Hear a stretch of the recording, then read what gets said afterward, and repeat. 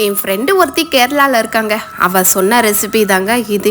அவங்க வீட்டில் வந்து காய்கறி இல்லாதப்போ இந்த அப்பளம் பொரியல் செய்வாங்களா, ரொம்பவே நல்லா இருக்கும்டி, நீயும் ஒரு வாட்டி ட்ரை பண்ணி பாருடி அப்படின்னு சொன்னாங்க. சரின்னு சொல்லிட்டு நானும் ஒரு நாள் ட்ரை பண்ணுங்க. நிஜமாக சொல்கிறேங்க, சான்ஸே இல்லைங்க, அவ்வளோ சூப்பராக இருந்ததுங்க. இந்த ரெசிபி உங்களுக்கும் யூஸ்ஃபுல்லாக இருக்கும்னால தாங்க இந்த வீடியோவே எடுத்தேன். இப்போ இந்த அப்பளம் பொரியல் எப்படி செய்யுதுன்னு பார்க்கலாமா? அப்பளம் இந்த மாதிரி குட்டி குட்டியாக கட் பண்ணிக்கலாம். நீங்கள் எந்த அப்பளம் வேணாலும் எடுத்துக்கோங்க, எண்ணெயில் பொரிச்சு எடுத்துக்கலாம்.